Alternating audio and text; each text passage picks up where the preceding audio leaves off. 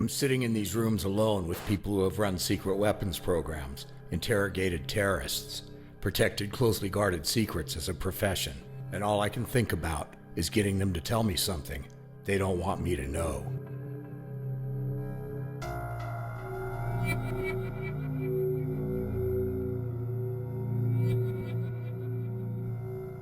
It's going to take somebody at the executive level to do it, or there's going to be a incredible leak somewhere that somebody's conscience.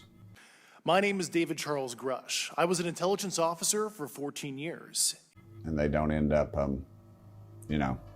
committing suicide by 12 bullet holes to the back of the head kind of thing. A mysterious twist in the death investigation of a government whistleblower. The UFO reality can no longer be denied. The secret has been managed and guarded by a select few for over 75 years. Advanced technology, biological and physical materials have been recovered. They've been secretly studied by compartmentalized factions within both government and industry. These claims are not new. Somewhere between fact and denial, you are about to discover an accidental truth. There's a whole fleet of them. Look on the ASA. My gosh. They're all going against the wind. The wind's 120 knots from the west. Look at that thing, dude. The New York Times broke a front-page story about a shadowy government program studying UFOs.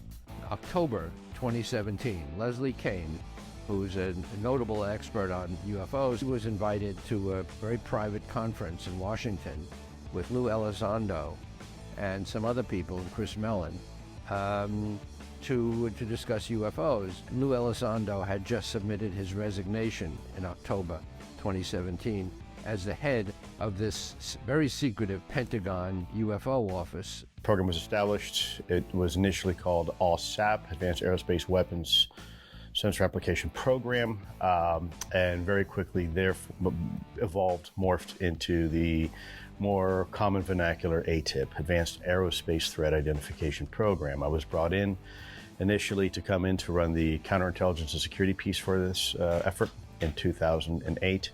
In 2010, I was asked by the former director to run this program. The program was then taken out of DIA and up to the OSD level, Office of Secretary of Defense. The Pentagon had this secret UFO monitoring agency which nobody knew about. New York Times, Politico, and followed by them, everyone else covering the UFO subject, suddenly, with seriousness, suddenly talking about encounters by the U.S. Navy with objects that are supposed to be impossible. 3 cryptic videos were released that claimed to show unknown objects operating in military airspace while defying known capabilities of flight and physics. There are more of them that have not been released. These were only snippets, by the way, and we knew that, but we were happy to get them, and they caused quite a stir. My personal belief is that there is very compelling evidence that we may not be alone. The new narrative states that the UAPs are not ours or any foreign government's. They display characteristics that defy explanation. We are committed to determining their nature and assessing any potential threat. There was no official government study of the topic after Project Blue Book ended in 1969, until the AATIP program started in 2004. By sort of extracting a lot of the history out, they're able to make it seem like, wow, this is a real mystery here. So I don't agree with that. It's a valid issue. There's something flying around in our airspace, and we don't know what it is, or we're not telling what it is. This story leaves a gap of over 35 years that the government was supposedly not engaged in the study of the phenomenon. The media was quick to participate in the news story. Were they complicit in delivering this new version of the facts? There is a risk of believing the official narrative too quickly and just reporting it. Having been legal counsel for the New York Times and for NBC News, the people on the boards of editors of those things, feel themselves to have a certain patriotic duty, as they perceive it, to not reveal anything to the American public that the national security state people don't want revealed. Findings from its year-long study of UFOs, and well, It doesn't really clear anything up. It basically says that those strange objects in the sky are, well, they're still a mystery, and our Rob Hayes is here to explain.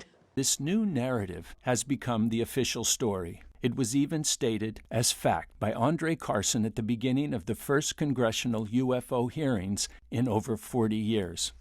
More than 50 years ago, the U.S. government ended Project Blue Book, an effort to catalog and understand sightings of objects in the air that could not otherwise be explained.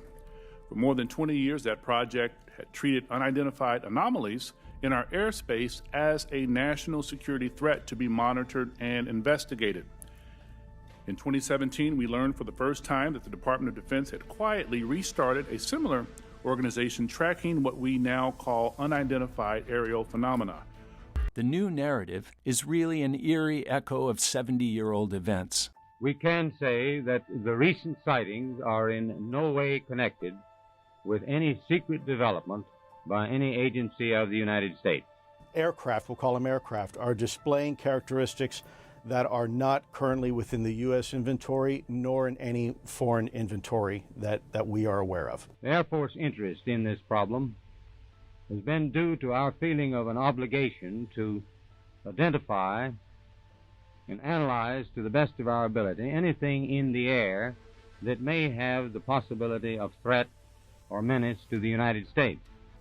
We know that our service members have encountered unidentified aerial phenomena, and because UAPs pose potential flight safety and general security risk, we are committed to a focused effort to determine their origins. They're trying to sweep anything prior to 2004 under the carpet, but we won't let them because we've got all the historical cases and those can't go away. They're not only whitewashing history, they're denying it. They're only acknowledging the phenomenon back to 2004. What was going on in the time between the closing of Project Blue Book and the beginning of the officially announced UFO programs that we know about today? Why is it important? Because in those years is where the truth lies. A truth that many have gone to great lengths to conceal, deny, and debunk. We start by taking a closer look at the period between 1947 and 2005. The existence of official UFO research and programs by the U.S. government in this time frame has been staunchly denied. The facts challenge that position. In the late 1940s, the world was recovering from World War II. The military was reorganizing. In 1947, the Air Force was being created as a standalone branch of service. But in the midst of all of this, the United States Army created what they called the Interplanetary Phenomenon Unit of the Scientific and Technical Branch. Why did they need that? The unit disbanded and was folded into Project Blue Book in the 50s.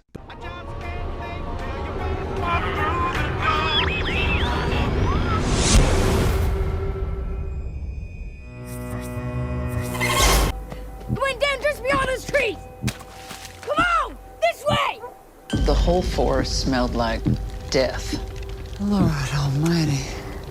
And then saw that thing. As God is my witness, it was not of this world. But the files of this group are not part of the official Project Blue Book collection. So where did they go?